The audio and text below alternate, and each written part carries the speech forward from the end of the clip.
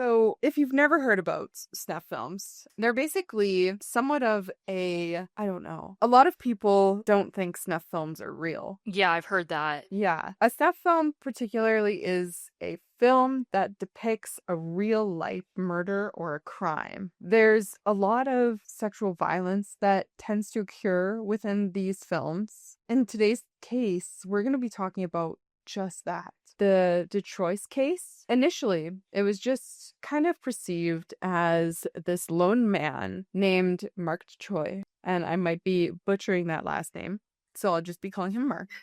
But he is Belgium's most hated man. I was talking to my Belgian friend about this, and she was like, I fucking hate him. So a lot of the public, or what the public is led to believe, is that these are the horrific crimes of a lone pedophile. But this case is perhaps a little bit different from most cases that we've talked about, as there are multiple different testimonies from victims alleging that there is a vast and protected child abuse and snuff network involving high-ranking officials, powerful individuals across finance, politics, law enforcement, and even intelligence services who have facilitated and participated in and actively covered up child abuse, torture, and murder. This is the Shadow Networks.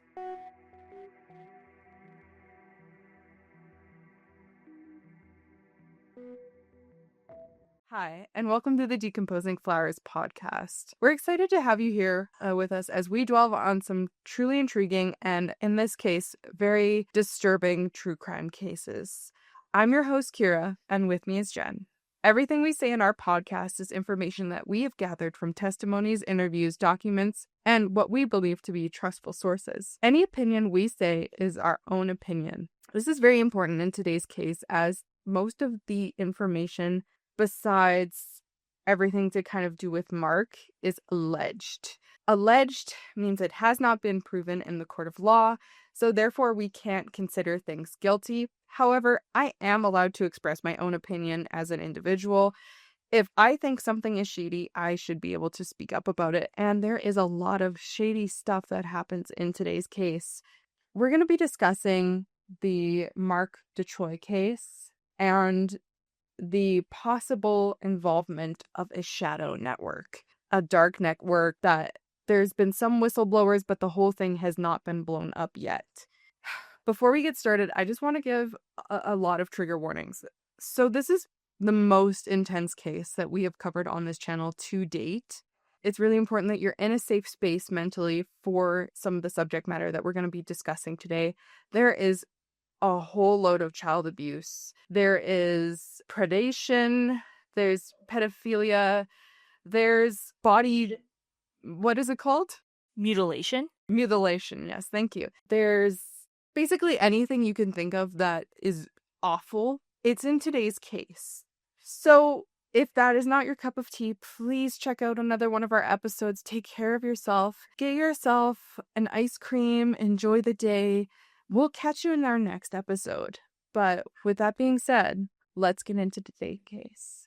So, Marc Dutroux was an unemployed electrician with a documented history of sexual assaults. He was apprehended on August 13, 1996, in a connection with a series of kidnapping of young girls across Belgium.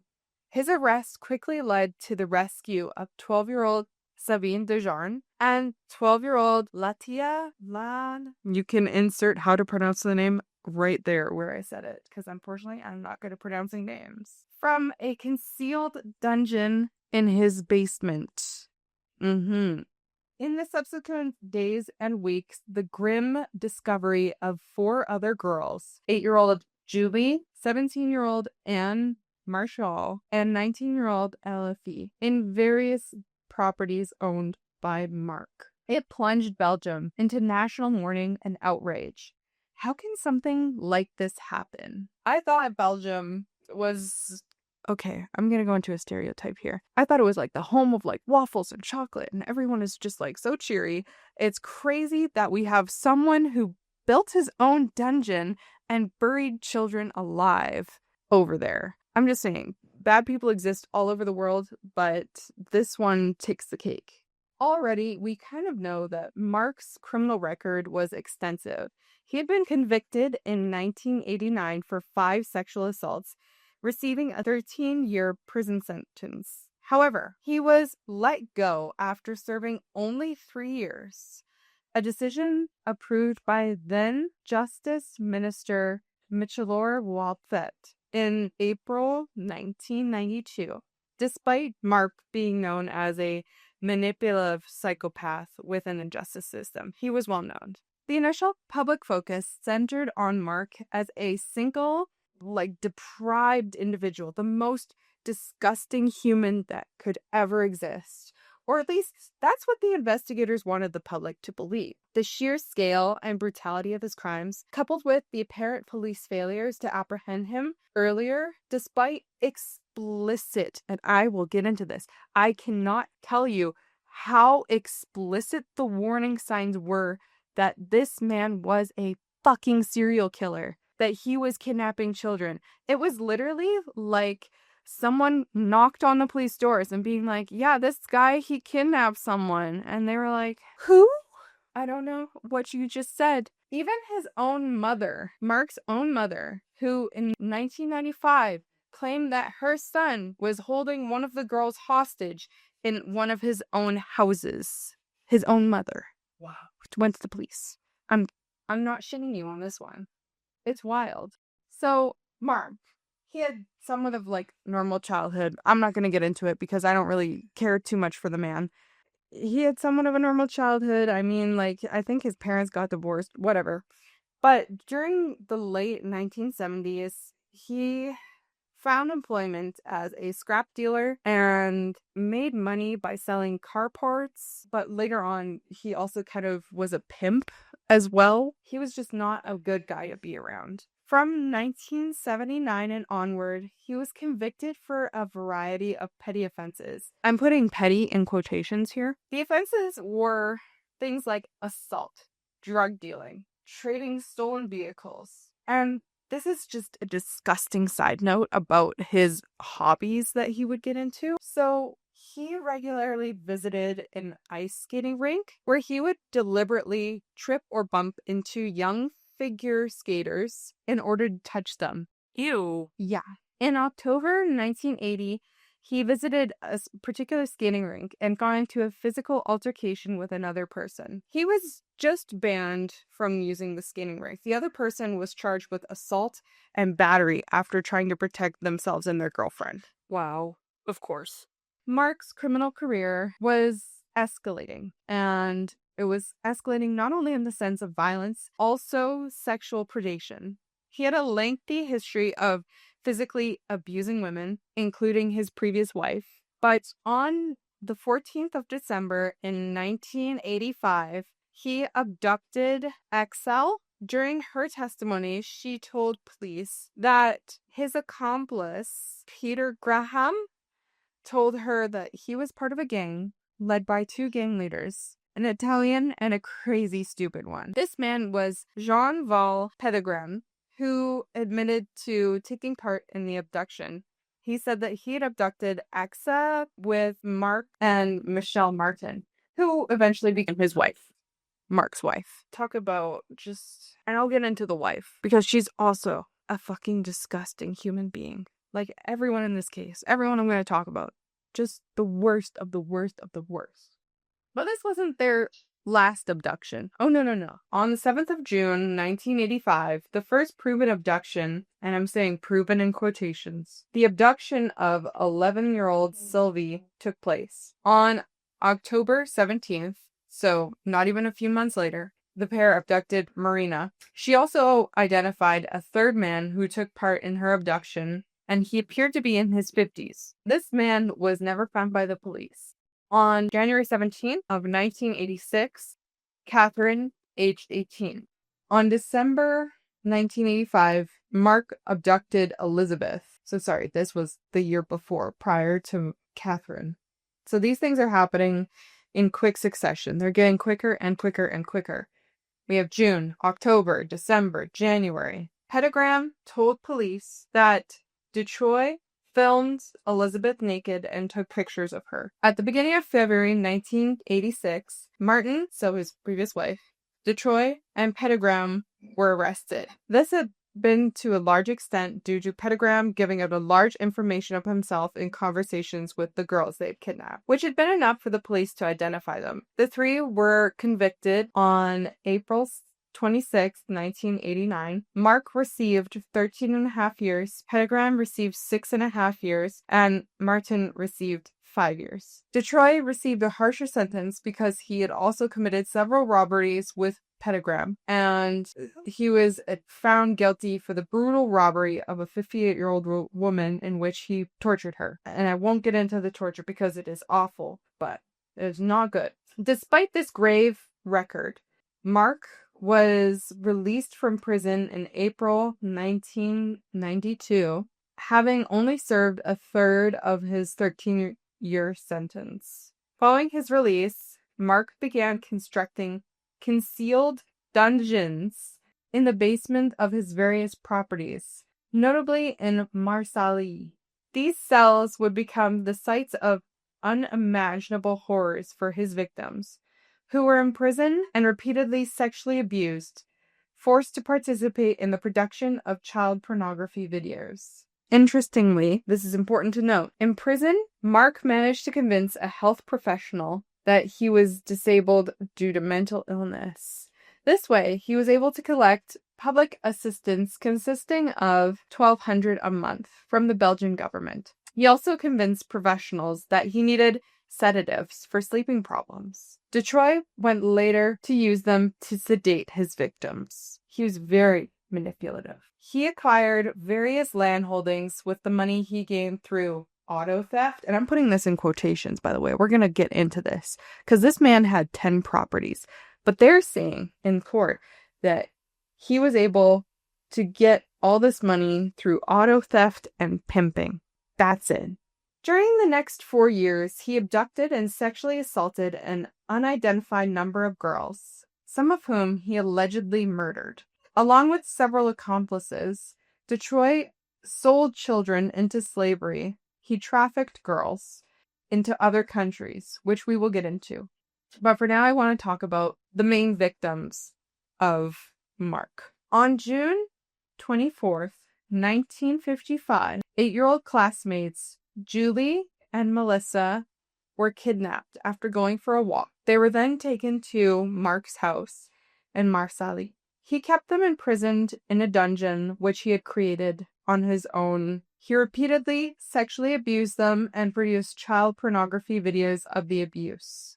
2 months later, in the early hours of August 23rd, Dutroux and his accomplice, Michel Livre, kidnapped Anne Marshall and Effie Lambrix. The two teenage girls were on their way back to their holiday home following a night out. With Julie and Melissa already in the dungeon, the two girls were being kept in chains in a bedroom. In September, according to Martin, the two girls, Anne and Effie, were drugged and brought to another place, where Marc and his accomplice, Bernard Weinstein, killed them by burying them alive. What? Yeah. And it's important to remember Bernard Weinstein. He's a name that we're going to talk about very shortly. Around the time of Anne and Effie's death, Weinstein and a man named Philippe Devers stole a van and hid it in a hangar. After it was found there by the hangar's owners, it was taken away by the police. Dutroux and Weinstein suspected that Devers and his friend Pierre Rachow had betrayed them. On the night of the 4th of November, they wanted to interrogate them about the van. Dutroux and Weinstein lured Devers and Rachow into Weinstein's home in Jumet and drugged them and really just abused them. I'm not going to get into it, but before leaving to go to Pierre's house, to search for clues about the van. They found his girlfriend, Benette Jadao, who they took with them back to his house and questioned before they went and picked up another person. While they were away, Jadao escaped, alerted a neighbor who called police. With Weinstein wanted by police, Marc made the decision to prevent his capture by killing Weinstein. He kidnapped Weinstein and held him in a dungeon in his house, the famous Marsali house, sometime between November 13th and 20th. We don't exactly know the date, but during this time, he let Julie and Melissa roam free around the house. After feeding Weinstein food laced with rohypnol, Dutroux placed clamps around Weinstein's testicles until Weinstein told him where the money was hidden. He then continued his kind of MO and buried Weinstein alive on his property. According to Marc and Martin, which was his wife, Julie and Melissa were still alive in the house during the time of Marc's arrest in December of 1955. Dutroux ordered Michelle to leave food and water for the girls in the dungeon each time they ran out. Michelle had neglected to feed them, later claiming that she was too afraid to go into the dungeon. Melissa and Julie starved to death. Marc initially stated that they were still alive when he returned home following his release from prison on March 20th, 1996. According to him, Julie died that day and then Melissa followed suit 4 days later, despite his efforts to save her, rather than take her to a fucking hospital. An expert asserted in court that they would not have been able to survive the entire time Marc was in prison due to the amount of food and water that he said that he had given them. This thing makes my blood boil, but I'm going to tell you about the search for Julie and Melissa. As the police visited Marc's house, the same one where he had a prison in the basement, they visited not only once, but twice. Once on June 13th and once on December 13th of 1955 without being able to find them. During the course of the searches, the girls' voices were able to be heard while they searched in the cellar, but the police did not follow up on the source of the voices. Instead, detectives accepted Marc's claim that due to the ongoing construction in his house, that it was a drainage system rather than screaming girls in his basement cells. And they just believe it. Oh my. Yes, it's crazy. Even worse, though, they collected several videotapes. And on these videotapes, it had one where Marc was building his basement prison. They videotaped that. And then another one was an essay of a young girl that they had on video. But the police did not review the footage before they gave it back to Michelle. What? Yeah, there is so much miscarriage of justice that happens in today's case. So if this gets you mad, the rest of the case is going to be even fucking worse. On the morning of May 28th, 1996, they continued to kidnap children. They kidnapped 12-year-old Sabine, who was cycling to school, and she went on to describe her time in captivity in the basement, where she spent most of her time in the dungeon, as awful. She was starved and repeatedly essayed by Marc. Later that same year, on August 9th, they kidnapped a 14-year-old girl named Latia, and I probably mispronounced that, but it was right when she was walking home from her local swimming pool. On August 13th, so that same month, Dutroux, Martin, and another one of their associates was arrested after an eyewitness tagged them for kidnapping. An initial search of Marc's house proved to be inconclusive, but 2 days later, Marc and his friend both made confessions.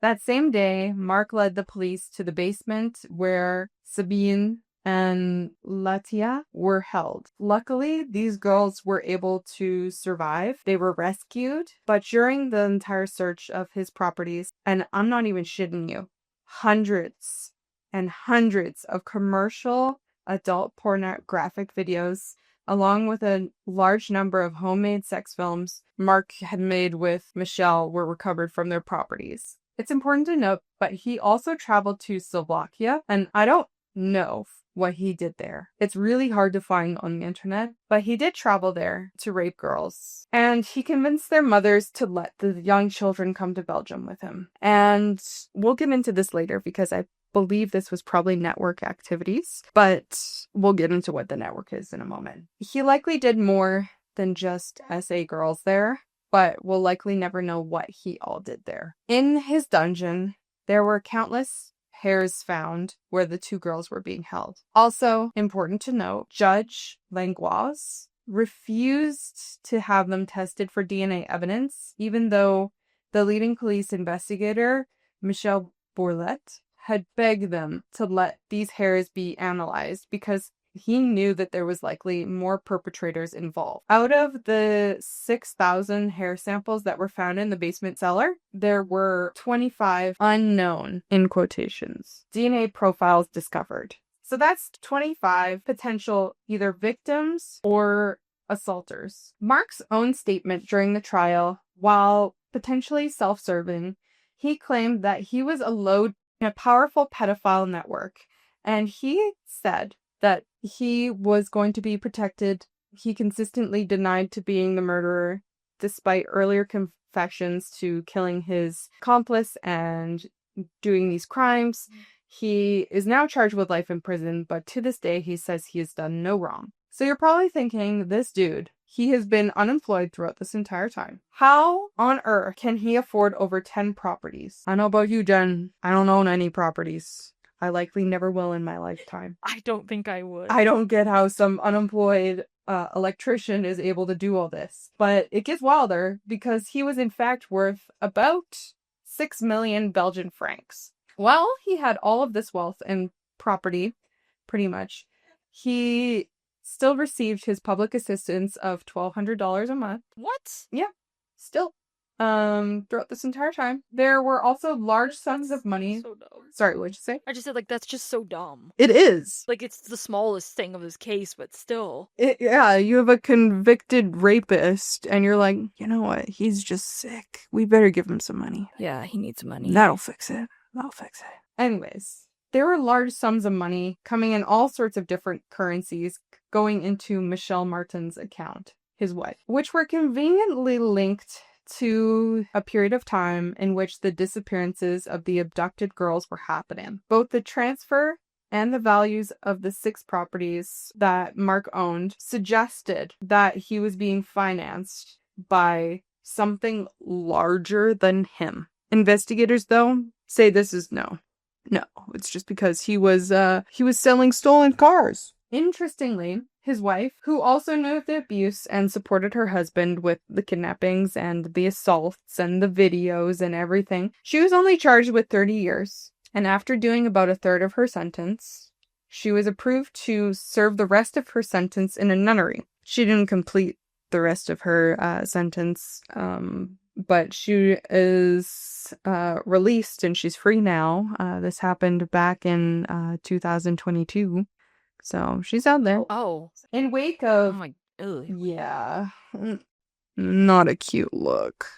In wake of Marc's arrest and the ensuing national shock, a bunch of shit happened at the same time. There was a number of victims from alleged pedophile networks, which gave collaborating testimonies. A lot of these victims were identified with authorities with the number X. So, for example, X1, X2, X3, or if they gave their permission later on, their legal name was given out to the public, given that they were the consenting age now. Because a lot of the victims in today's case are minors. They are not of age. These women began to come forward and testified. These witnesses did not primarily implicate Marc himself, but rather a whole bunch of abusers.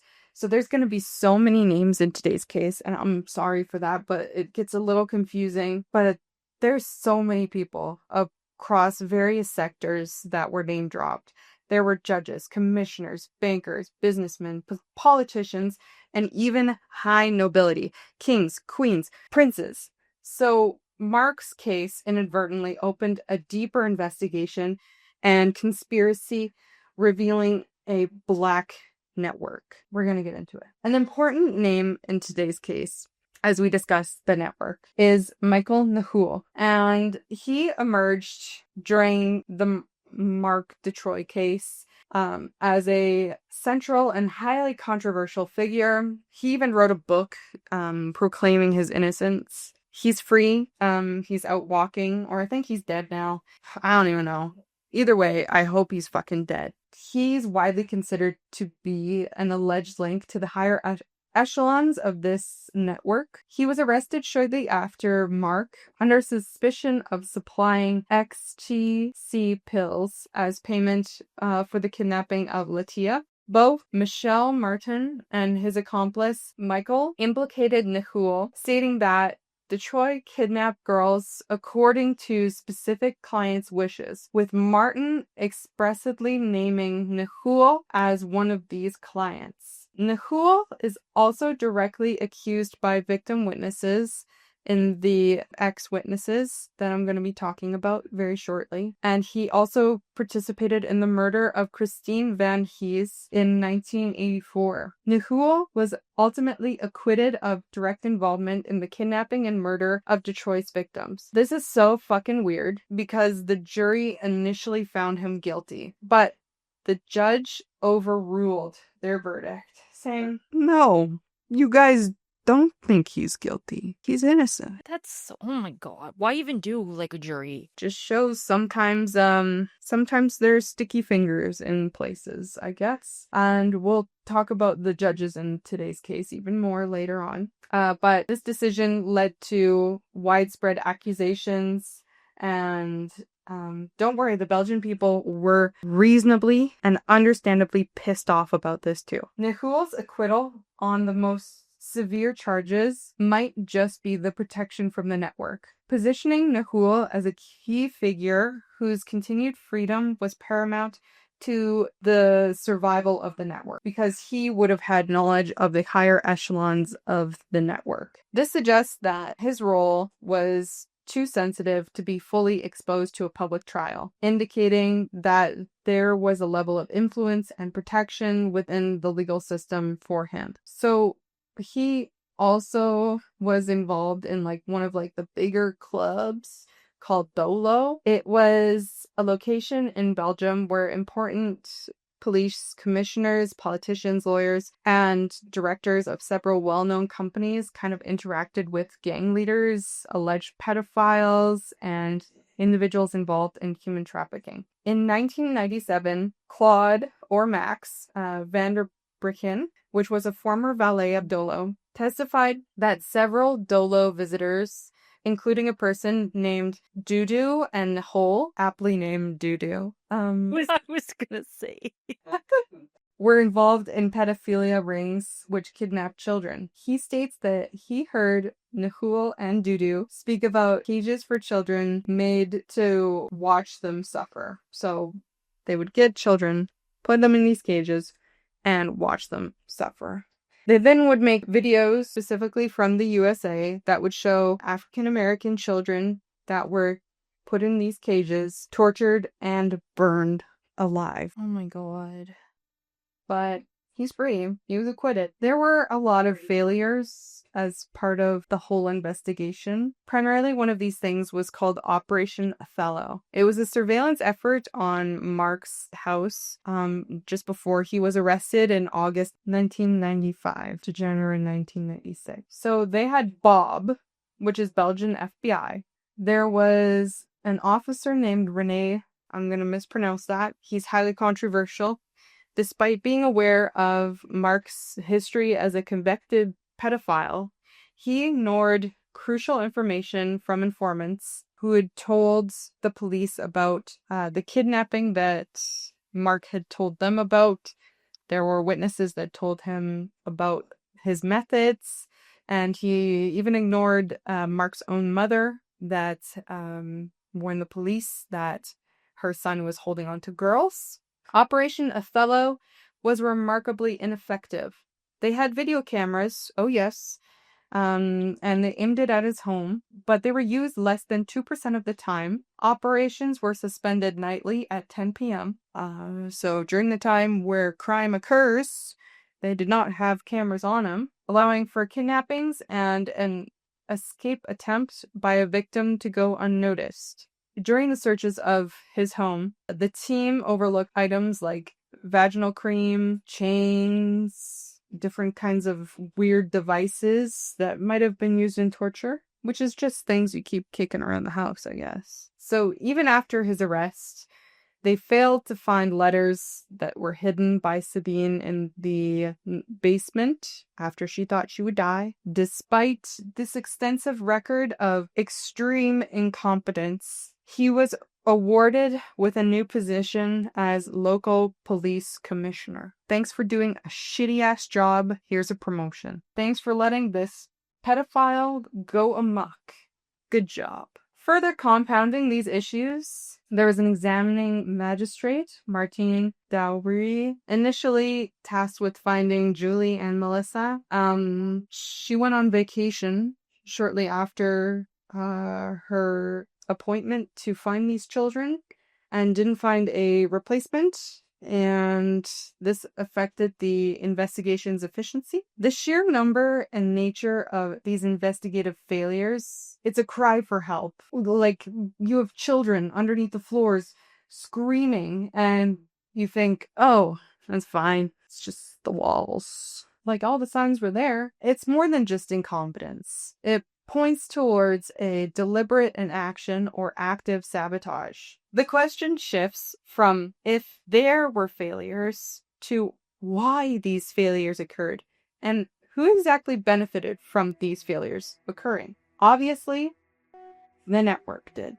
Before we get started, I want to give heavy trigger warnings for today's case. We're going to be talking about CP, SA. We're going to be talking about abuse, all kinds of abuse. We're going to be discussing bestiality, and we're going to be discussing pretty much everything under the sun that is disgusting, and this was all done to children. So if you're not in the right mindset for that, completely understand. Please check out another one of our episodes, grab yourself a snack, go get yourself a tea, draw yourself a bath. We'll catch you in the next episode. But with that being said, let's get into today's case.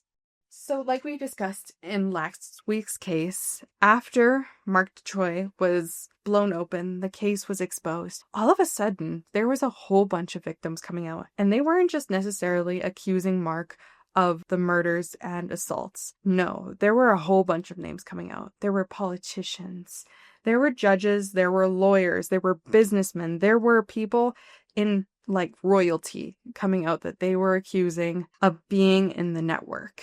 These people are going to be referred to as ex-witnesses. So anytime we say a name, it might be X1 or X2. Some of them did give their names to talk about. In some cases, sometimes I might use the name. In some cases, I might just use X to keep it nice and simple. Every single one of these ex-witnesses were children at the time of their assault. So they were not consenting adults and could not give their consent for their name to be given to the public. So they were protected. With that being said, we're going to discuss the testimony and the abuse of some of the victims in today's case. With that being said, our first witness, his name is Regina. She's known as X1, which I will be referring to her as. She emerged as one of the most prominent and controversial victims in the Dutroux affair. Born in 1996, her testimony detailed a childhood of extreme abuse, which began at age 2.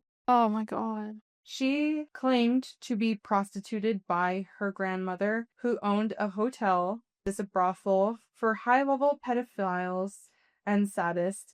X1 stated that she was given to her parents to a family friend. This friend, his name was Tony Vandenbornum, and this happened at age 4. He regularly took her to sex parties and forced her to make CP. X1 has been diagnosed with multiple personality disorder, which is now known as DID, dissociative identity disorder. Disturbingly, X1, her assaulter, Tony, not only recognized her alters, but actively cultivated them. He gave them different names and roles, suggesting that she can use them to her own advantage in these different client situations, and he would abuse her in order to bring out these different identities. Her allegations of abuse are horrific and graphic, and I will be discussing them because they are important to discuss, because this is a child who went through all this. But I want you to know right now, it's not going to be easy to listen to.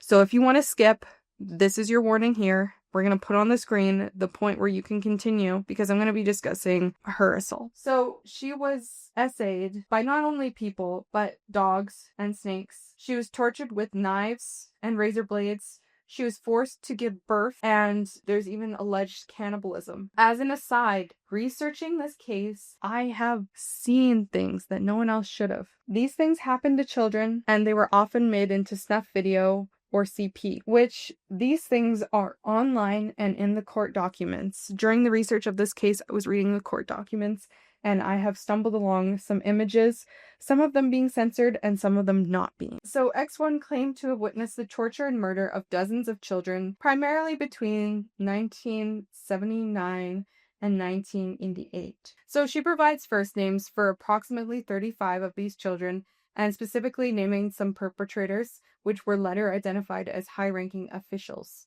She goes on to describe an assault. Pierre forced me onto my knee and my right to the bed. I was unable to move in any direction and forced to stay in this humiliating position. Everything is ready. Everything is set.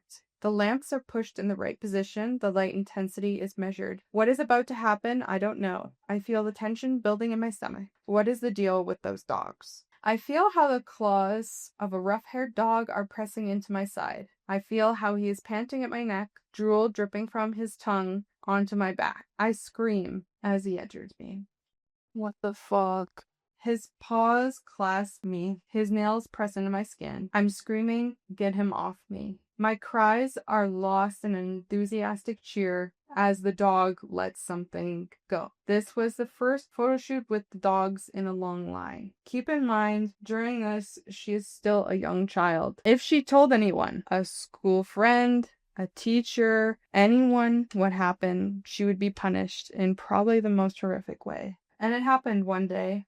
Her abusers found out that she had given out signals of her abuse. They had tortured another girl in front of her eyes. During the torture, the perpetrators would scream at her that this is her fault. They would put her face into the other girl's blood. X1 had to ask for forgiveness to the other girl. Even when X1's best friend was essayed and murdered in front of her eyes, she gaslit herself, pretty much, thinking that, this was the girl's fault. This was because she just became too old. That's all that happened. It wasn't because of X1's fault. It was just time. Time had occurred. Other witnesses frequently spoke about the end circuit, in which girls ended up dead by the time they'd reached their 16th birthday. Growing too old, or not going along with abuse, or failing to satisfy a customer could all lead to a child's death. X1 would eventually grow old. Since she hadn't escaped the network when she started to have a period, it wouldn't be long before she felt pregnant. This is her testimony from when she gave birth for the first time. When her contraction started, X1's mother made a phone call. The Lipton brothers, Vanden Boynitz, and the assistant police commissioner of Nook arrived. There were two other collaborators who arrived after. Their names were De Brolfsen and Vander S. arrived after. Vander put a knife on her throat while Brodovisten essayed her. They made her pleasure herself while Vander took a number of photos. Lipton, one of the brothers, then essayed her with a razor blade. When the child exited her, the Brofesen beat her multiple times in the face. Directly after X1 gave birth, she was essayed and sodomized. Her daughter disappeared 6 weeks later, and she only saw her daughter at the factory one more time. I'm taken aback for words. A few people on the internet doubt her testimony, but for me personally, I believe it. I can't see a world where someone would dream this up. She wasn't the only one. Did she ever find out what happened to her baby, or was it just Nope. bad? Other ex-witnesses came out after, and they shared experiences and overlapping claims. There was X2, a police officer herself. X2 had ended up a mistress to a magistrate in Brussels, and later to a higher-level officer, and a spokesperson of the Justice Department who was a member of the Rotary. These two men were a part of the network in which she was abused from the mid to late 1980s. X2 was spared from the extreme torture sessions, but she heard of the other girls. They talked about the child murders and the hunting party on the children. X2, and this is highly alleged, is mentioned to have having seen Prince Laurent, which was the brother of Belgium's present crown prince. Laurent apparently was more involved in pleasuring himself at child abuse orgies than taking part in the actual abuse. X3 is more controversial in my own opinion, I will say, because X3 occurred back in the 1950s to the 1960s. So Oh. the rest of the ex-witnesses weren't alive at the time. But X3 was severely abused and tortured from the ages of 3 to 12. After that age, her father and his influential group of friends had brought her into the network. It took 5 interviews before investigators wrote anything down, even writing summaries of her testimony, and they attempted to leave out the royal family as much as possible because the king, in theory, cannot be prosecuted. And we'll get into her testimony a little bit later because it is truly some of the worst things I have ever had to read. X4 was born in 1965. X4 had been persuaded by a friend to testify. As a young child, she was loaned out by her mother to a pedophile named Jacques B, who produced CP in the plethora. So, Nathalie, she was born in 1965. She told the story of how she had been essayed by her father, a member of the Rotary, since the age of 6. Soon thereafter, she was brought into the network and abused by her father's friends at parties in different villas in the region of Waterloo. When she was 10 years old, she was handed off by her father to a prince and his main aide who continued to take her to abuse parties in Belgium. She also collaborates X1 stories about a club that I will be talking about later. VM1 was a gangster who testified in 1997. VM1 described being regularly picked up from a children's home by a juvenile judge for abuse parties in Brussels. He was a victim of child predation in Le Maradro, I mispronounced that, an elite club frequented by men such as Nahul. Now, if you didn't watch part 1, there's this guy named Michael Nahul, who we will be talking about in Access today, as he was a cog slightly bigger than Marc Dutroux. He was kind of the connection between Marc and the network, and he got off scot-free. Wow. Within 2 days of his testimony, VM1 was stopped on the streets and threatened with death.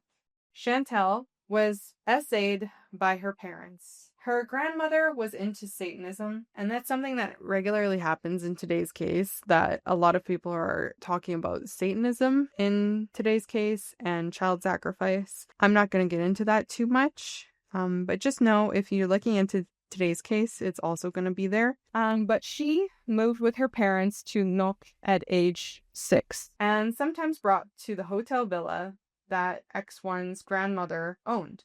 Here she was also essayed, even though she didn't have to endure the extreme torture sessions that X1 regularly underwent. She regularly was essayed by this guy that she nicknamed Monsieur. She had seen her revolver by her grandmother. She was forbidden to go to the first floor. Chantal's testimonies resulted in a verbal fight between her husband and her parents, in which her father admitted to have brought her to X1's grandmother. She later tried to die by suicide and was taken to a mental institution.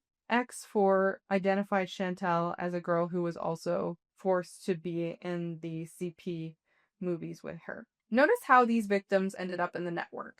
It's slightly different than modern media will have you believing. Instead of being grabbed from the streets, an Amber Alert being called, an ice cream truck going by, candy being given, they were brought in by their own families, or, in one case, taken from their very own home. At least in Western Europe, the idea of a lonely pedophile grabbing children from the streets seems to happen in a relatively small number of cases. For example, Marc Dutroux. He did this a lot. There is a significant amount of evidence that a lot of child abuse happens within networks, consisting of degenerate families and their acquaintances, which are regularly exploited and protected from people higher up. Children in the network are often forced to bring in other children as well. For the whole of Belgium, there's an estimated at least as many disappearances as in 1 year. And in the DA's office in Brussels, it's approximated that 280 children go missing in Brussels alone. Keep in mind, this all occurred between the years of 1973 to 1996. So this is not like 2025 numbers. I am not aware of 2025 numbers, but that's when this case was occurring. These ex-witnesses gained a lot of traction, especially due to X1's detailed accounts of alleged murders. And they were systematically dismissed by official investigations, but there are some details that are just suspicious, and I really want to get into it a little bit here. So X1 provided specific details about the deaths of Veronica, Catherine, who she called Chloe, Christine, Catherine, and their official causes of death are often different from what was officially there or remain unsolved. So Chloe, or Catherine. X1 claimed that Chloe was murdered between June and December of 1983. She had been picked up from school by Tony, her assaulter, and taken to a house in the region of Ghent. She had found her friend Chloe there, lying on a bed. Chloe was trying to deliver a baby, but in the process, she was being continually essayed and tortured. Oh my God. Catherine had disappeared on August 30th, 1982, and she was found very badly decomposed in an abandoned cesspit on September 24th, 1985. X1's identification of Catherine, a kind of Lamarina tent, which is used to induce childbirth. She said that these were all present there. Catherine's autopsy also provided a collaboration, but the BOV, which is Belgium's FBI, dismissed X1's testimony as pure fantasy and ceased corroboration. They essentially, oh yeah, no, we hear you. You're just wrong. You're wrong for saying that a murder occurred.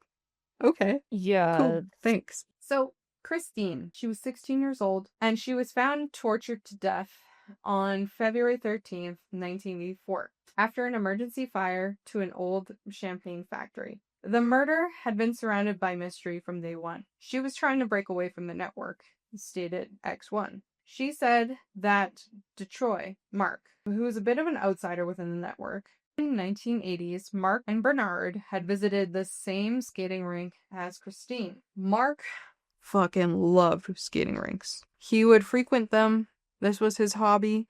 And he would go to these skating rinks and pretend to be really clumsy, and he would fall down on these little girls all the time. According to Michelle Martin, his wife, Dutroux went there alone in 1983, which made it easier for him to seduce young girls. Just before her death, it is known that Christine had a date with a Marc, who very well could have been Marc Dutroux. Additionally, Nathalie, a friend of Christine who had been living on the same street as her, recognized Marc Dutroux. Nathalie become extremely scared of something or someone. Christine had met Nifoul in October of 1983 and had actually begun a relationship with him. Friends of Christine later testified that she began to act sometime in October. Also, Christine went swimming. She went swimming a lot to this one particular one in Edervik. This was one floor above the radio show of Michelle Nifoul, so they were both in the same area at the same time. Her friend also stated, in October of 1983, we got to know each other, and over time, our discussions became more and more intimate. She said that she knew that Christine was involved with older people. There was a big group that she was a part of. There were other girls in this group. She said that if she ever spoke about this with her parents or brother, or anyone really, her so-called friends would kill her and burn the house down. Her friend had also noticed that Christine had bruises and a cigarette burn on her arm. Back to the murder. X1 was blindfolded and barefoot when she and Christine had stepped out of the car. They were forced by her abusers to walk barefoot, and she felt a lot of gravel underneath her feet. The compound she was brought into smelled moldy, like it hadn't been used in a long time. She said the doors were very special and handmade. They had old wooden doors with ornaments. There was a rose window. And it's important to note, in 1984, they found a tampon with blood in it in a building 30 feet away from the basement where Christine had been murdered. The blood type matched Christine. DNA test was processed in 1999, a cigarette butt that had been found on the murder site. However, Van Epstein, prosecutor, had closed the investigation before the results had been made. There were burnt notebooks in the satchel belonging to Christine found in the same building, disproving claims from magistrates that the building was not accessible at the time of the murder. Christine was set on fire while lying tied up on the ground. X1 describes how one of Christine's wrists were penetrated by a metal bar. It was hollow inside, 30 centimeters long. The investigators then went on to say, when they were taking descriptions and writing down the scene of the crime, they went on to describe how it almost looked like she had been crucified with these metal bars rolling through her wrists. They later rescinded this. Smells like a cover-up. So Katrine, X1 recognized Katrine from a picture, claiming she was murdered at Castle Kattenhof. This Castle Kattenhof will be mentioned a lot in today's case. This was an important location. She was murdered by Tony Nahul and Annie Bucher. I probably mispronounced that. Later, a picture closely resembling Katrine was found in the home of pedophile Gary Ulrich, who had donated large sums of money to a postal box above the cafe where Katrine had last been seen. She was murdered and found dead 6 months later on June 22nd, 1992. The autopsy showed that she had been murdered soon after her kidnapping. Those responsible have still never been caught. Vernon Keek, I'm going to mispronounce that. She had been tortured to death with a knife at an abuse party where Michelle Nahul, Annie, and her assaulter Tony, Emile Delahart, which was the father of another murdered girl in the network, a member of the Burt family, and several others had been present. Vernon Keek's father, Jacques, turned out to be an administrator of a cinema company which was owned by the Burt family, and went on to become a chairman and a patron of the International Film Festival of Flanders located in Ghent. Patrick and his team looked up the death certificate of Vernon Keek, and it turned out that she had officially died from a chronic disease, apparently cancer. In any case, the nature of the disease, the inspectors couldn't figure out why a neuropathist and a neurosurgeon had signed her death certificate. They went back to X1 and asked if she knew any of the men. According to X1, 2 of these doctors, one of them internationally esteemed at this moment, have been present at the abuse parties, organized by the Hennett family, also headquartered in Ghent. She had been essayed by one of them. The other one was more interested in 7 to 8-year-old girls. So, yet again, another cover-up. Another big person in today's case that I will be discussing is Annick Lucas. She was a normal girl. She would go to church. She had a brother. She enjoyed playing in the sun. She was just a girl who wanted to make her mother proud, much like any other normal child. Her mother's name is Sabine Michelson, who is honestly one of the most horrible people on this earth, along with everyone else we have discussed in this episode. Annick was known as the girl who was used for the VIPs. See, they had a game. The game was that they would flirt with her, but she would only choose one. She was the prize.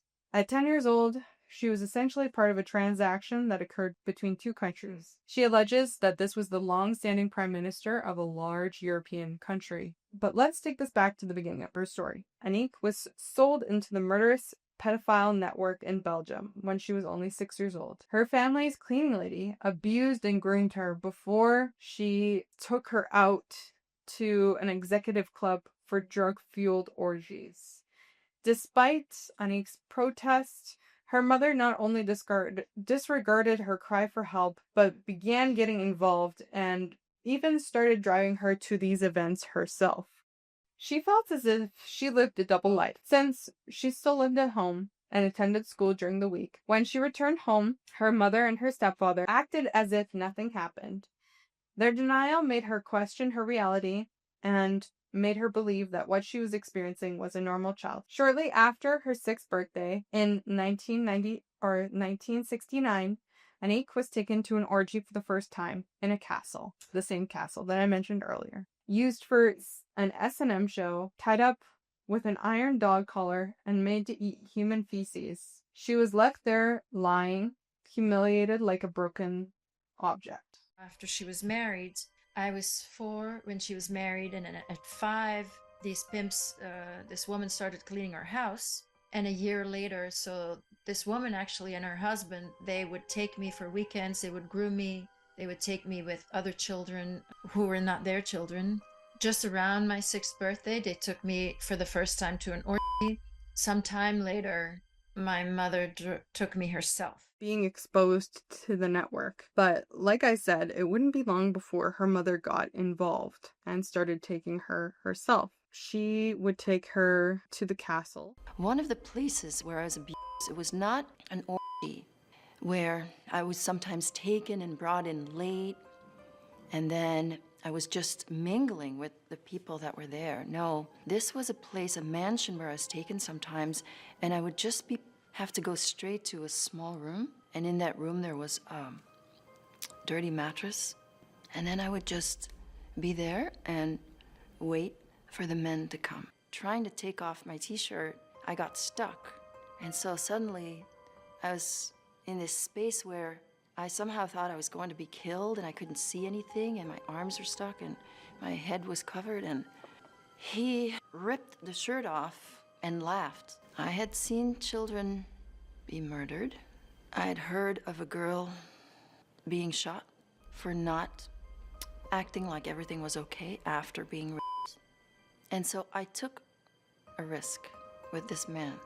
I stared coldly at him.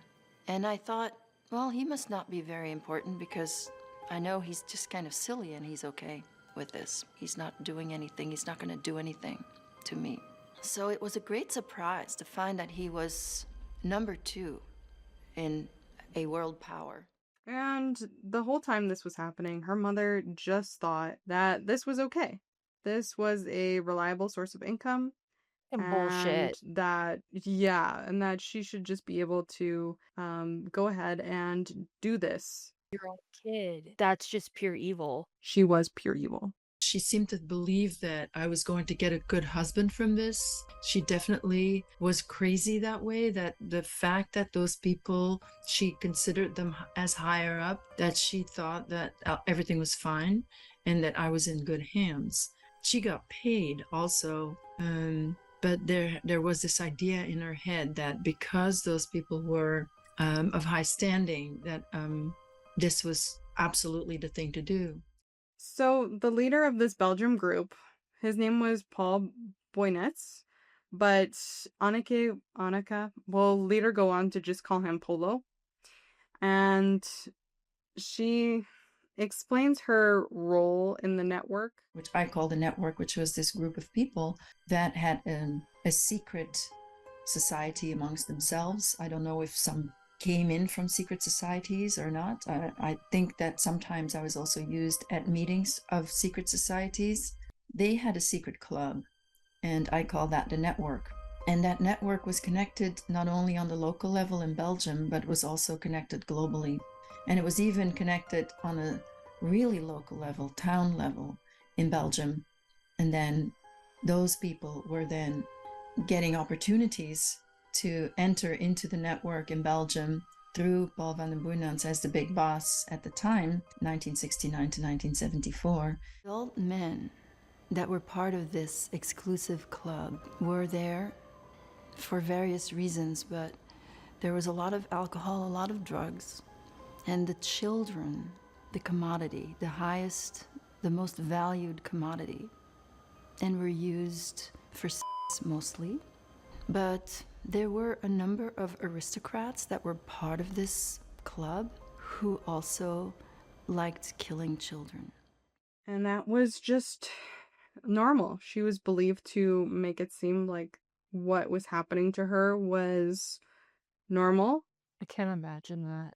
I was also approached by some people who were able to help me identify some of the perpetrators.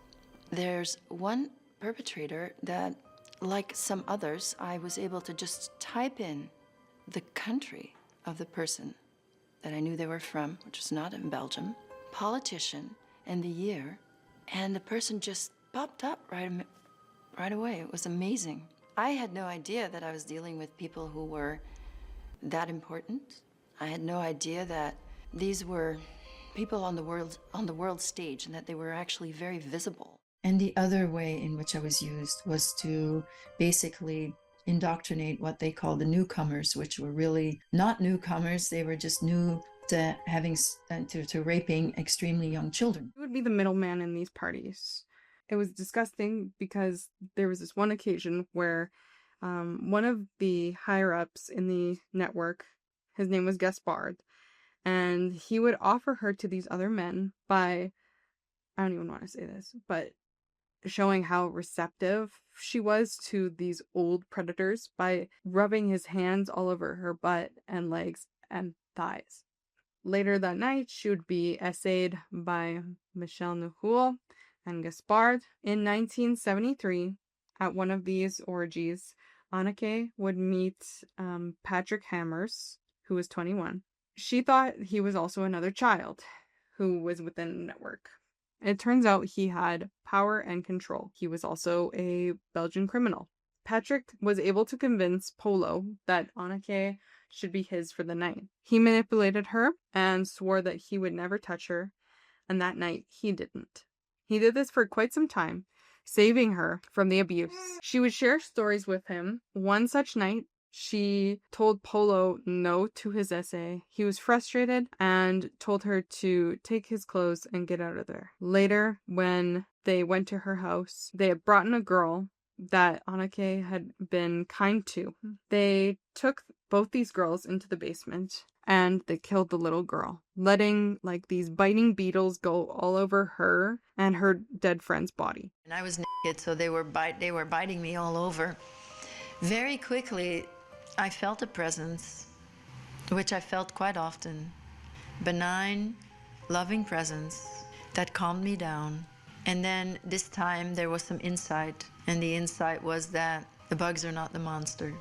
They're just natural creatures. They're scared. They're out of their habitat. And as I relaxed, it seemed like I couldn't really feel the bite so much anymore. They left. They were bored. I wasn't entertaining. Patrick seemed to be her only hope for love. She so desperately wanted to be loved.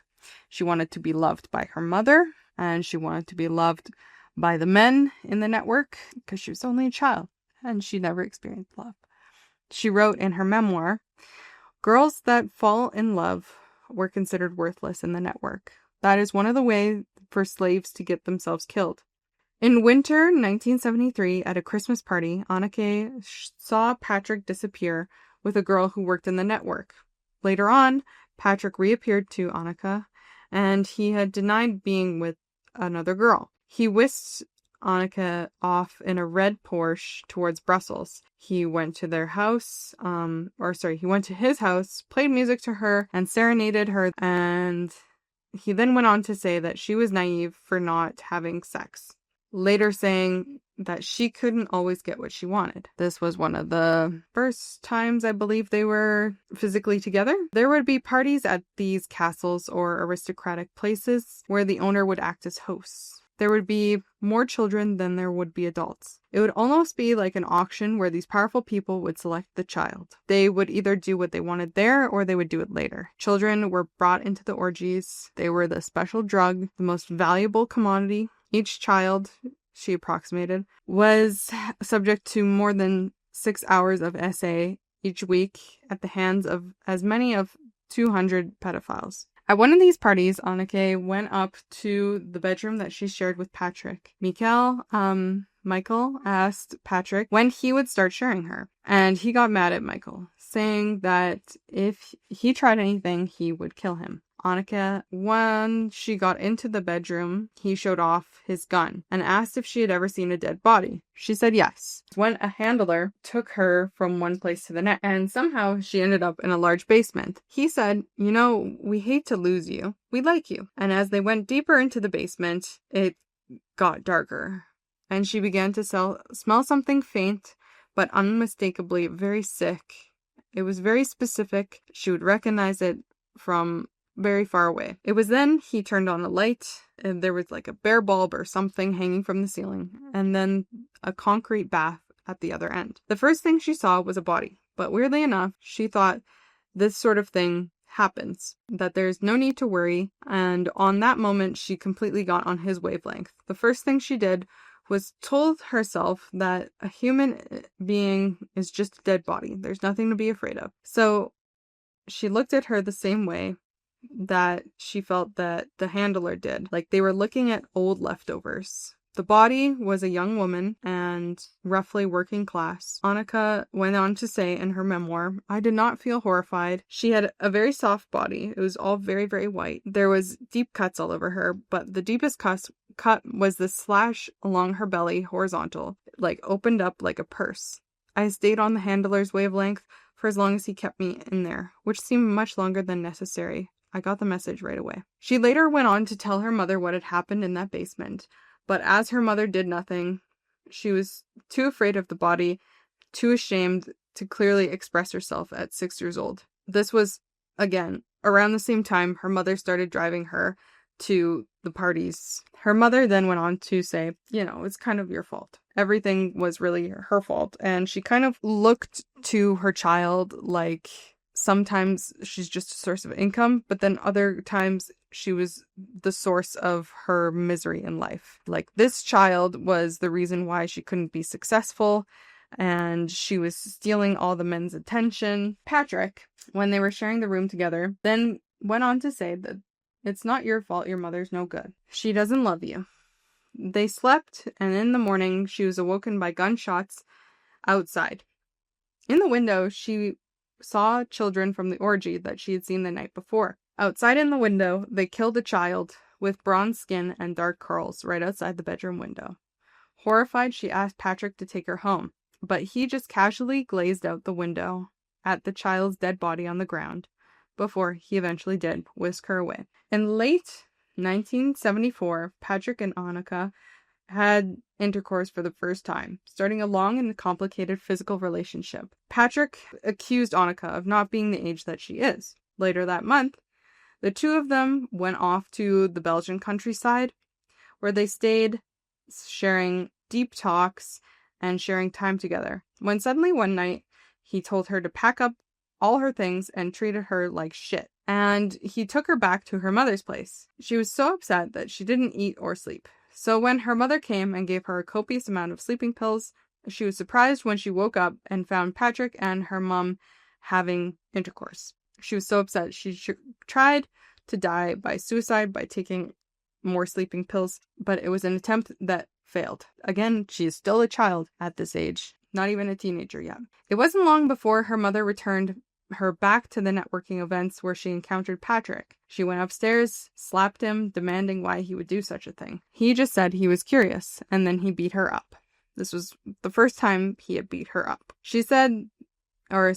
Patrick said that she should have been grateful for his protection all these years, and Patrick violently started essaying her. Patrick later apologized, returning back to the same old gentleman-like guy he had pretended to be and drove her home, kissing her and wishing her a good night. Annika's mom was pleased when she returned with a disfigured face from Patrick's beating. This is actually a pretty traumatic event which occurred to her back in April 1974. She was on a bit of a break as her mother didn't want to take her to the mansion due to a couple of incidents which occurred. One of these such incidents happened when she had met up with a group of children that were in the network, as well as there were 3 young boys. There was a girl and her boyfriend, and these 3 young boys essayed her in the bar, one of the boys being Peter Bosmans. He stayed behind, stating that he didn't know it was going to be a gang essay, and that this was supposed to be the initiation into the network. He cuddled her and promised to see her again. They stayed there for the whole night. She went on to say, girls like myself, whose parents give them to the network, usually don't survive to their teens. But if someone from outside the network cares about her, she goes to bed full of hope and happiness, thinking that there might be a chance for her. It was a long time before they met up again, but when they did, Peter and Annika went on a walk. Annika told Peter about everything that she had experienced through the network, every piece of her childhood. She told Peter that as soon as Patrick dropped her, she would be dead. And she stopped in her tracks, thinking, that might just happen sooner than she was thinking. Peter then told her about his life, which was assumingly pretty normal for a 14-year-old, before he essayed her for the rest of the night. When she went home, Patrick was there at her front door talking to her mother. He then took her upstairs and tried to essay her, but she fought back. Patrick held a gun to her head. He had previously told her that his gun breaks through lies. And when you confront someone with their death, they reveal their truth. And she said that his truth was that he wanted her to drop the cold front and be the person that loves him. So she did just that. And he then essayed her as she thought about Peter. The next day, they went to the castle and went to the same room they shared. And Patrick then said to her, your mom ain't that bad. She was quite upset and spent the rest of the evening trying to avoid Patrick. But then she noticed he was talking to the girl who had introduced her to Peter. It was then that he had gotten very upset and started to chase her upstairs around with a knife. He cut up the back of her legs, but she was able to placate him. And eventually, after 5 days of kind of hanging out in the room, he drove her home. And then Peter came to her front door. He was very worried about her. She snuck out and went to Peter's house, where he tended to her wounds and listened to her as she cried about her eventual death. Peter said that he was getting ready to tell her his father about her and that she should try to stay for as long as possible. She thought that she was no good for Peter. And there were kind of like this back and forth where she would say that she loved him and then she didn't love him, that she actually loved Patrick more. Essentially, she was just trying to push him away by saying that she didn't love him, but he should still try to take her away, and that she was no good for him. She was tainted. Peter was obviously sad, but he continued to pursue her anyways. It wasn't long before Annika had gotten into a fight with Patrick, where she said, "I don't love you, I love Peter," as she was getting beat. And Patrick abruptly stopped the beating. He looked at her and said, "I will kill Peter." Then he locked her in the room and she begged and pleaded for him not to kill Peter. He said, "Clearly you do love this little bastard." He left and came back, unlocking the door, and told her Peter was dead. Later, when Annika was doing research for her memoir, she said that she went back to Peter's dad's house in 2005, and she remarked after talking with his father that on September 12th of 1974 at 4:10 p.m., upon returning home from work, he found Peter's lifeless body on the floor of the kitchen. The stove was turned on and gas was seeping out. The death was recorded as an accident. During this meeting, Annika could not tell him the real cause for Peter's death. It was after this event she started doing drugs, anything to numb the pain after Peter's death. She's not even a teenager. It was in September of 1974 when they were sharing a moment in the bedroom. Annika was being essayed. Patrick got very upset and told her that if their intercourse was not exciting, she should just go downstairs and mingle with the old pedophiles. She said no, and he basically went on to say, "I never loved you," and started beating her. He told her about all the people that he had been sleeping with, including her mom and several other people at the network. She went to the bathroom to clean herself up after this, and she was met by that same girl in the network who had introduced her to Peter, along with several other predators. It was there that they essayed her, but not before they checked for Patrick's stuff inside her. They told her that she had been lying because his stuff wasn't inside her. The other girl said that Annika was lucky because she didn't have her period yet. The girl said that she had to have multiple abortions and she could have died. Michael Nahul met her after this. Essentially what happened is he took her and got her ready for torture. So he took a cigarette and burned it into her arm, and they continued torturing her using a penknife, scissors, screwdriver, a razor blade, a fish hook, and other medical devices to help destroy Annika's body. Keep in mind, she's also being tortured by other children within the network who are just as mentally damaged and manipulated. I will not go on to describe the torture. Just know it's awful. But as he's about to start cutting off her feet, Polo's friend came in and stopped the torture. It was then she saw Patrick openly essaying an 8-year-old girl. They went into Polo's office, and Polo asked which one of them should live, the little girl or her. She said the little girl. They went on to a castle, the same castle that we'd mentioned, where Annika changed her mind, and suddenly they all went to a house and started having drugs. Very odd. But Patrick then told her that he had gave up his life for hers, indenturing himself to Polo. It was in the basement where they took the little girl and strapped her to a dentist's chair. She was essayed, and they lit her on fire. As the final blow, they gave Annika a knife. She said she's had situations in her past where she'd been trained to defend herself, and these situations floated through her mind. She was prepared to take a look and attack the men around her, but she stopped, and she reviewed her life, and she looked at the girl in front of her.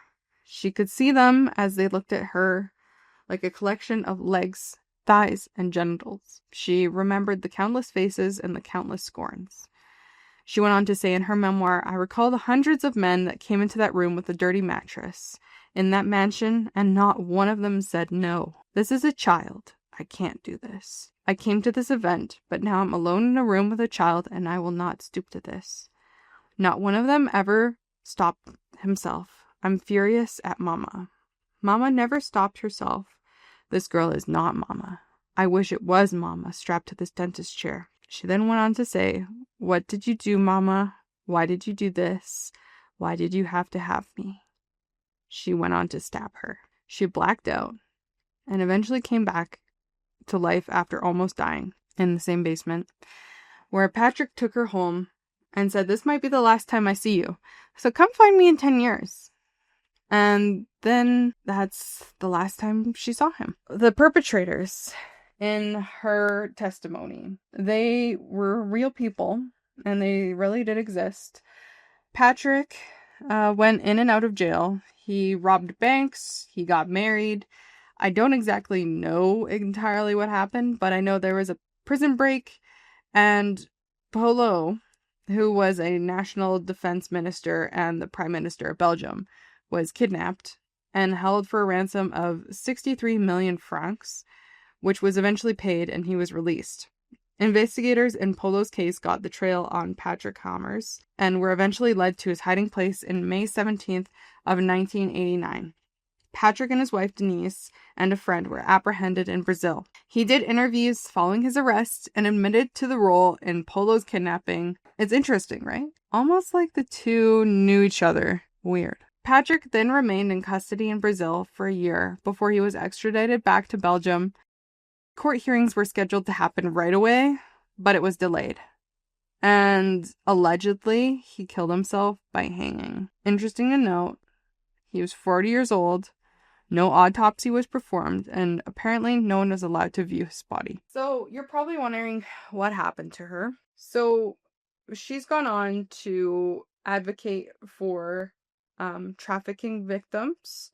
Part of her advocacy has been a collaboration with New York State Assembly. A woman Her name is Amy Paulin, and in 2017, the two women worked together to introduce a groundbreaking legislation designed to protect potential trafficking victims, particularly in hotels. She went on to say, "If I had seen the definition that I was not a prostitute, it would have made the difference for me. I was the kind of child that wanted to get help, but there was none." So basically, the whole kind of law is training almost for these people in hotels. There's already some things for aircraft flight attendant people. So she survived 5.5 years of being tortured and essayed at the hands of human traffickers as a child. If she had seen a sign that explained that she was a victim, not a prostitute, and many of the hotels that she was taken to, it very well would have changed her life. She's also founded the Liberation Prison Yoga, a program aimed to bring healing to incarcerated individuals by helping them address personal trauma and empowering them to heal from within. She also kind of runs therapy sessions for SA victims. My takeaway from her testimony is that it's fascinating, it's terrifying. If her story is true, we have enough evidence of much of what she's saying still happens today, and it's been collaborated with other people. There's a couple parts that I left out of her testimony where she goes on to say that she's been trained by Nazi spies and about the satanic worship. I'm leaving that out, but you're more than welcome to do your own research and take a look at it. So the perpetrators in today's case. Jean Dutroux was eventually appointed head of the investigating cell in December 1996. He systematically reread and interpreted ex-witness testimonies, often distorting their content. He notably scraped 46 house searches, which had been recommended by initial investigators, based on information from ex-witnesses, choosing instead to pursue bogus issues and discredited leads. His involvement in the damaging gangs of an Nivial investigation and persecuting truth officers further highlighted his problematic role. So the accusations from the ex-witnesses also further extended to higher-ranking individuals and magistrates. Police Commissioner Georges Marinet and lawyer Jean-Paul Dermont were allegedly central disinformation schemes. Both Marinet and Dermont were named as abusers by ex-witnesses, suggesting a direct conflict of interest. Furthermore, Jean-Claude Van Espien, there's a lot of people named Jean, was assigned to further investigate Christine Van Heel's case, and he had direct and familial ties to Michelle Nahul and Annie. So there's just a hodgepodge of people being involved in everyone's case here. The Lipton's family, who was repeatedly named by ex-witnesses X1, X2, and X4, Maurice and Leopold Liptons, they were accused of being violent child offenders and involved in a snuff network. A relative, Count Francois Lipins, also mentioned a connection to a snuff network in a document within a dossier. And Viscount Etienne d'Abegon, a highly influential figure in European globalization and business, was also named by X2 as a participant in parties where underage girls were abused, along with the Lipins brothers. The ex-witnesses consistently described abuse occurring in various clubs and private properties that served as safe houses for these activities.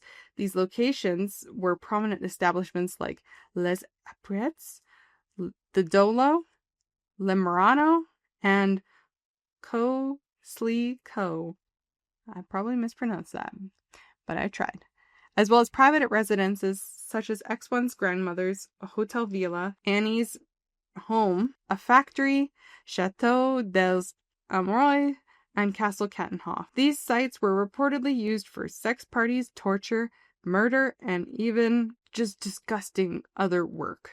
To collaborate this, during a time in the early 1980s, Durgin was the owner of Co. Clee Co., a nightclub where X1 claimed to have been abused by the customers of her assaulter Tony, together with Clarine, if you remember that.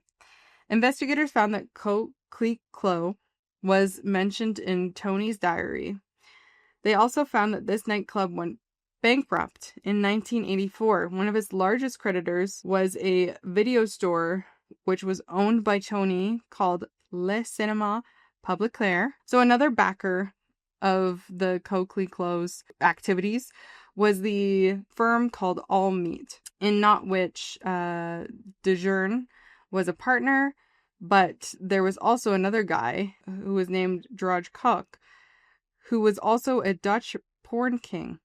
Koch had been in partnership with Fat Charles since 1981 to 1982. Geertz was one of the largest porn kings in the world, even more so than Koch, and he had been intimately tied to the Dutch and international mafia. Interestingly, Geertz has been accused of several occasions of trade in CP. Oh my goodness, there are so many people involved in today's case. The consistent naming of prominent aristocratic and financial families and the alleged involvement in child abuse networks, often linked to exclusive clubs and private estates, suggest a disturbing convergence of immense power and extreme deviance.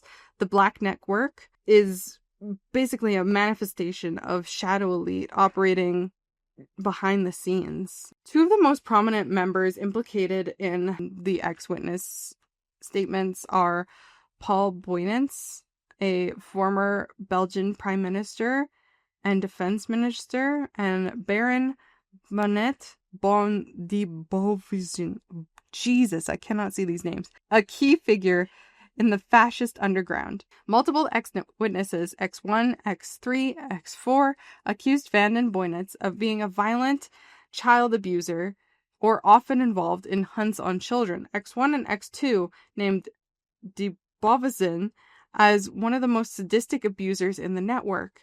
These individuals were central to organizations like CEPIC, Font de la Jeunesse, and Westland New Post, which aimed to destabilize the Belgian state. It's important to note that official sources, such as the BBC inquiry, stated that there is no pedophilic ring, which contrasts the claims made in today's case. Testimonies from X1 describes how powerful individuals were filmed in the compromising sexual situations with minors that they were in order to ensure their complicity or control. There was a whole bunch of blackmail that was used for political and financial leverage. Similar to U.S. cases like the Franklin cover-up or the Craig Spins prostitution ring, where similar blackmail operations were alleged to control politicians and officials, sometimes with intelligence agency involved. X1 went on to say, in Brussels there was a villa with a room set up with built-in cameras. Even in the 1970s, these cameras were so discreet that only people who maintained them and the child who were being essayed knew where they were located. I had to get that guy clearly in the picture. How was I supposed to get them to hit me and essay me? Was regular essay not enough? Blackmail was the word that was mentioned. She never really understood the word until she was 13 or 14 years old. So they took pictures, oftentimes with these politicians and leaders. They were taken to keep both parties in their contracts. Men were brought to the ideas that CP would be played at these parties, and the handlers had another tactic. They invited another person that could be useful to them. They went and dined with them, took them, liquored them up, and took them to a party. Men from the top layer of society are often used to visiting and getting offered prostitutes. This is something normal.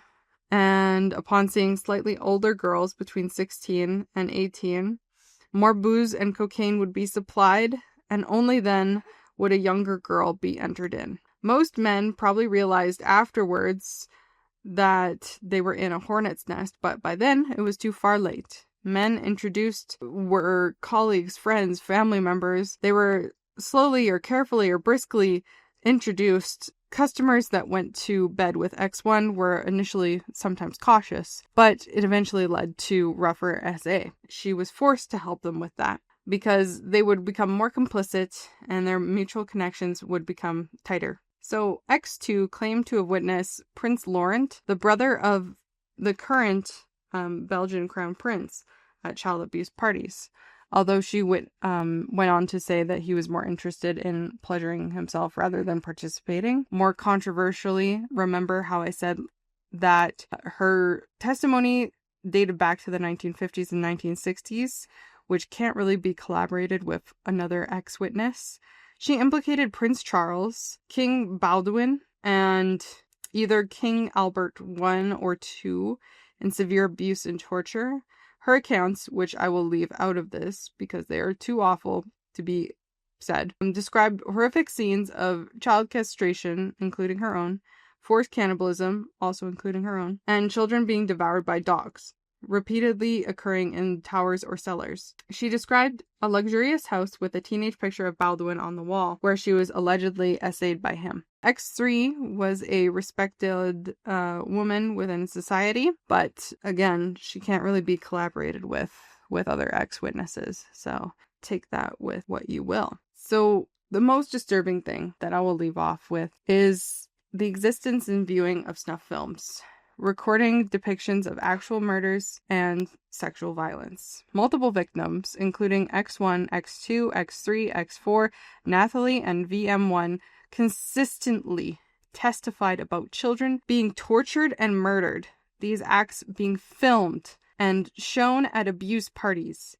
X1 described the factory as a location where snuff movies were shot, implicating figures like Paul Boynens and his driver, and Baron Bovsnen, Annie, Michael Noel, and former Prime Minister Wilfred Martens in these activities. So, collaborating these claims, Jean-Pierre van Rossum, a controversial yet wealthy Belgian figure, published a book in 1993, in which he described purchasing a snuff film for €5,000 and being offered the opportunity to participate in one for the low price of €75,000. He detailed a 57 unedited film showing extreme torture and murder. An anti-child CP group claimed to possess the snuff film, in which they showed it to members of parliament. Interesting. In stark contrast, official sources and fact-checking websites generally dismiss the commercial production of snuff films as urban legend, asserting that there are no examples ever out there. There are existence of amateur-made videos by murderers for personal gratification, but there are no commercially distributed snuff films. The initial outrage over Dutroux's crimes were compounded by the perceived incompetence and alleged corruption within the investigation, particularly the removal of Judge Conorode. And this is just an aside. So Belgian people were pissed. And along with the systematic dismissal of the ex-testimonies and the persecution of honest investigators, it led to the suspicion that high-level individuals were being protected, which led to the White March of October 1996, which drew over 300,000 participants marching down the street as a powerful symbol of disillusionment and a collective demand for justice. They were all wearing white to symbolize innocence that these children did not have. That's over 20% of the Belgian population. There's still an ongoing, consistent cover-up. Despite everyone kind of making inquiries, reforms, there's still mistrust and there's still no justice. Despite the conviction of Marc Dutroux and his immediate accomplices, there's still the network out there. There's still child abusers and traffickers unresolved on the official narrative. The acquittal of Michel Nahul on kidnapping and murder charges, despite the strong evidence of his involvement in drug and human trafficking, is wild. He was released on parole in 1999 and said it himself in an interview in 2001. I control the government. Everyone has compromising dossiers on one another, and it can be used as leverage in the right situation. This is the Belgian disease. Give you another 20,000 marks, and I give you a serving minister who is embroiled in a murder. I know the killer, and I can contact him by phone. You want to listen? Okay. They then turned the voice recorder off for a sum of money. He went on to say, I'll give you a picture on Prince Albert, who jumped on a 16-year-old girl naked. It was shot on the second floor of the Mirando Club 20 years ago. Then I have to leave Belgium. The alleged existence of a vast protected child abuse and snuff network is deeply hidden. There's so much we don't know about today's case, and there's still a lot that I did not talk about. I just want to leave off about the healing and next step for victims, which is best said by Annika. Children are the most vulnerable of our population. We want to create a society where children will be safe, where children will have a community around them. Every child deserves safety. No child deserves what I went through and what millions of children each day go through. But unfortunately, the way the system is right now, that is part of the system. As women, we have so much potential to be truly empowered by feeling into everything that we as women endure. That gives us more strength than anyone. All that pain, behind all that powerlessness and that humiliation, really feeling into what was done to me, really understanding that it wasn't me, that at the end of the day, I'm okay. I was a child. I was being victimized. It wasn't my fault. The implications are far-reaching. This case serves as a stark reminder of the vulnerabilities in our society. With any accountability, the shadow these networks continue to have will loom and still will continue to this day. Thank you so much for listening, and we really hope that we explain this case with as much factual information as we could. Again, we meant no harm, and if anything we said was wrong, please let us know. If you have any case suggestions, leave it down in our Google form. Let us know what you think about the case in the comments down below. This one was a rough one, so take care of yourself, and we'll see you in the next episode.